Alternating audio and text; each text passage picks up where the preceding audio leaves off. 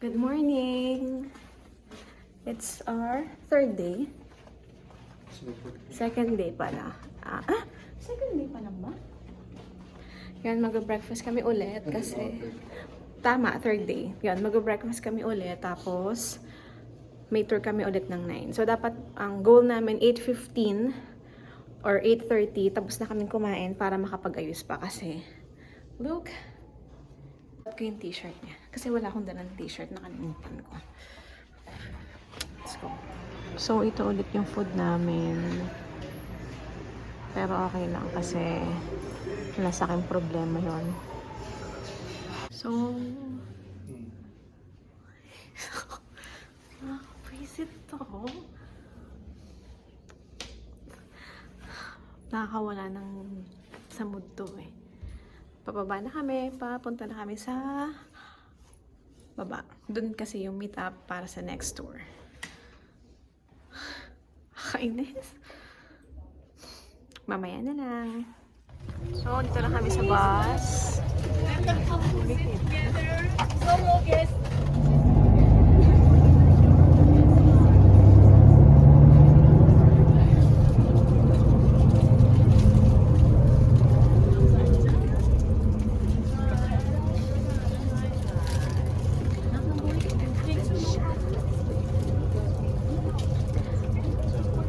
Kaka-start pa lang ng tour ito. Mahibig na yung tulog niya. So, ang first stop, forest again. Ang sarap, ang lamig. Ang lamig. So, nasa bundok na naman kami. Nasa gubat. Sinaw. You know? Pak. Grabe, ang ganda ng mga puno.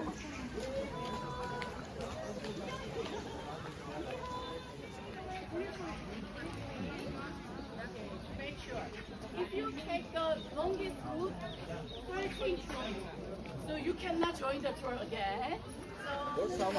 Ang lamig. Lamig dito guys. Kasi parang nasa taas kami ng bundok. Kaya ang sarap ang lamig.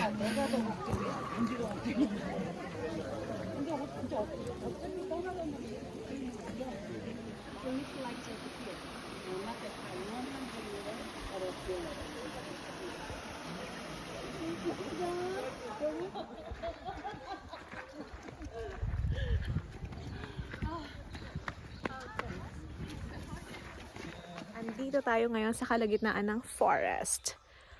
Woo! Grabe. Sobrang lamig dito. Wala na akong ibang masabi kundi malamig, malamig, malamig. Kasi talagang malamig. At hindi sapat. Kasi kahapon hindi naman siya yung sobrang lamig. Kaya naman nung... Kaya ko naman. Pero ngayon siguro dahil nasa taas kaming part. Kaya tumatagos. Let's go.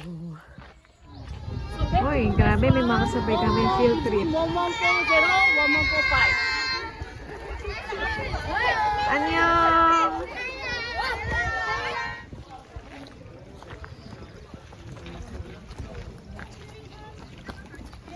So, yung wall bricks daw, nagawa siya 600 years ago. Grabe, sobrang tagal na nito.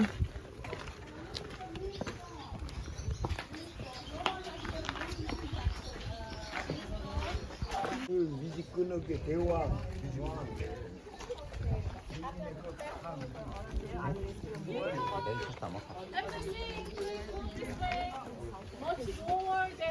This is also really other areas in the mainland. And also every other year, every 2 years, Jeju people have to change the roof. And then tie like that, checkerboard. Narrowly make shape like this, or cool inside. But typhoons coming, windy and stormy day, take out the sleep, 풍채 cover. Yeah, 풍채 cover their housing. Is good for scientific way. Yung CR We daw eat the dito piece sa called labas. 똥돼지. 똥돼지. 똥 means poop. Jeji means pig. So, habang may they are ginagawa called, siya, Tongteji, andyan yung mga alaga nilang long time ago. baboy. Now is no. Kakaiba. And look at the lava stone walls. Yeah, it looks not that perfectly strong. So between Natural, walang lava halong rocks, chemical. there are some gaps. So, yung mga bahay na kalimitan dito sa Jeju, pag daw may one stick, ayan. Kasi wala silang pinaka-gate. Kaya pag ayan, yung stick na yan, ibig sabihin, umalis yung may-ari, pero babalik din within the day. Or malapit lang siya. Pag dalawang stick yung nakalagay, umalis siya, babalik siya, within the day rin. Pero, compare sa one stick, malapit lang kung nasaan siya. Yung second stick, umalis siya, pero babalik din siya within the day. Kapag tatlo yung stick na nakalagay dyan, ibig sabihin, hindi siya babalik within the day. Malayo yung pinuntahan niya, kaya kailangan ipatingin yung bahay nila or i-check. So, i-monitor. So, ganun sila katiwala sa mga kapitbahay sa neighborhood nila dito. Diba? Ang galing. Ito yung lunch namin. Uy, si Mr. Bake. Ito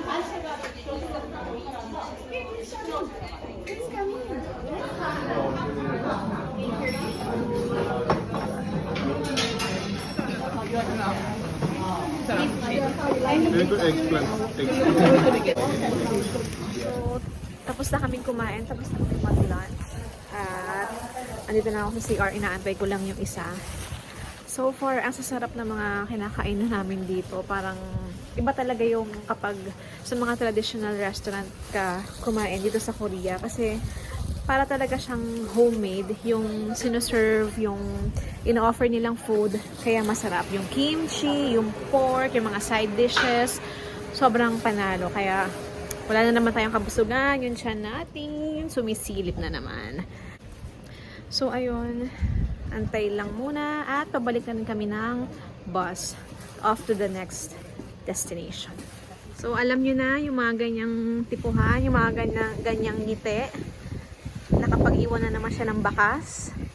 Nakapag-iwan ka na naman ba ng bakas? Ha?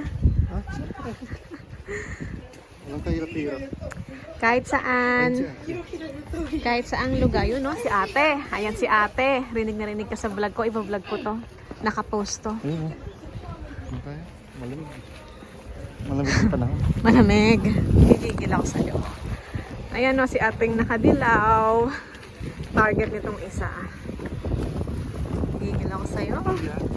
Ayan yun eh. Yung ating tour guide natin sabi ko. Sus. Style mo, bulok.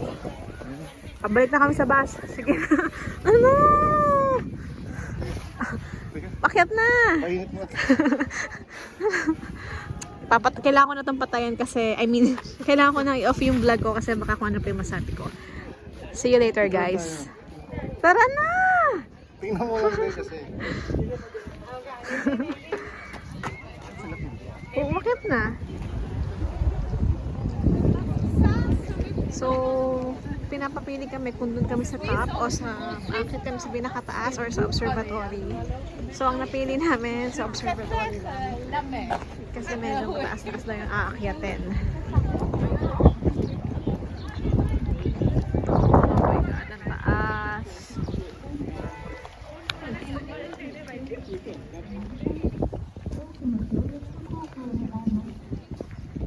Dito pa lang kami sa Bukana. Hinihigal na.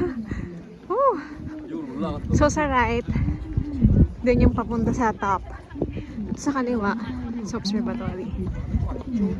Lahat ng nakikita nyo, kulay green.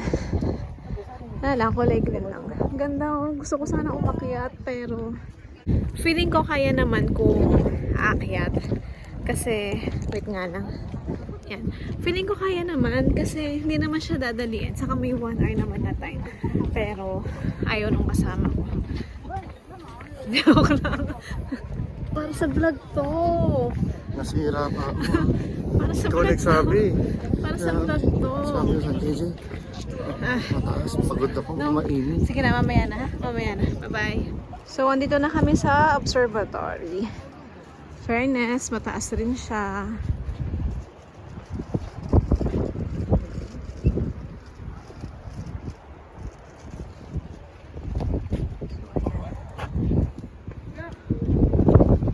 So So ngayon, pababa kami dun. Doon daw kasi yung mga women divers. So ang tawag sa kanila, Hainyo. Kung nanood kayo ng Welcome to Samdalri, yun yung trabaho ng nanay ni Mr. Queen. Ano ang pangalan ni Mr. Queen doon? Basta yun.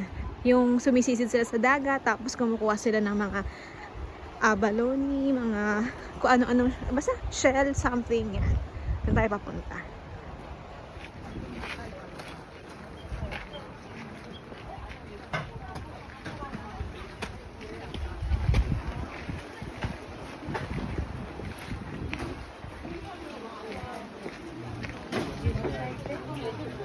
So ayan yung mga isa sa mga kinukuha nila. Minsan alam ko naglilinis din sila ng seabed.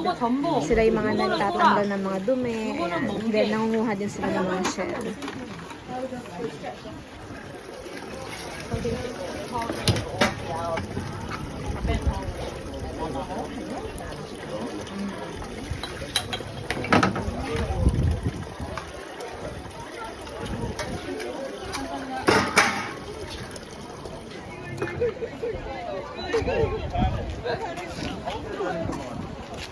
Ano, sa ano, para nag-speedboat sila.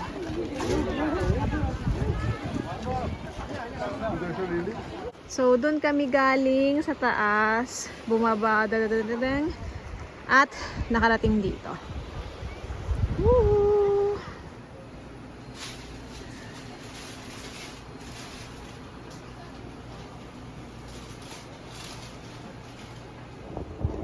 So, dito naman tayo sa beach. Sa beach.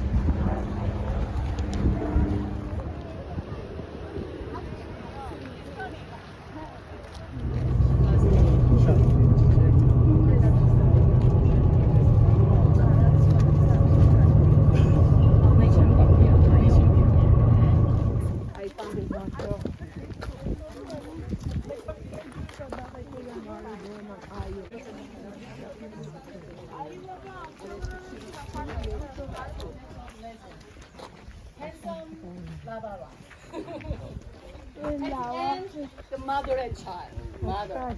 So the entire park is under the theme of maternal love and creation of Jeju. So, ayan yung mga lava rocks. Ang lalaki, oh.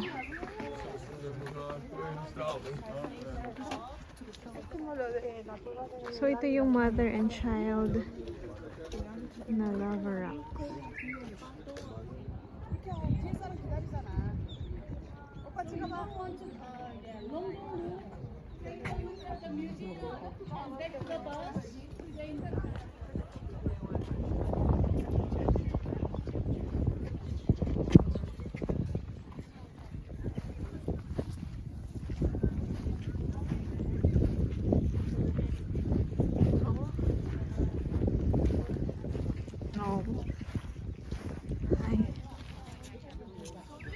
So, ayan. Ang dami pa rin mga lava rocks.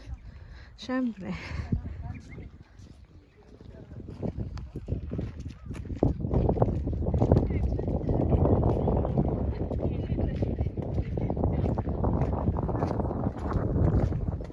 Ayun guys, patapos na yung tour namin dito sa mga Jeju Stone.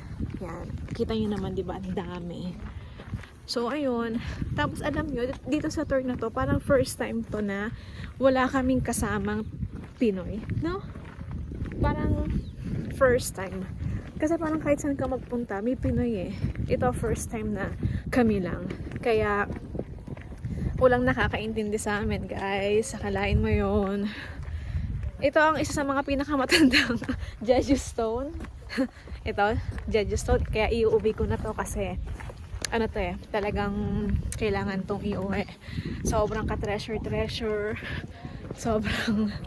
Sobrang paano na to? Pang UNESCO. Kaya iuuwi ko to. So, ayun lang. Ang dami stones. Dito kami sa Mother's Home. So, ito siya.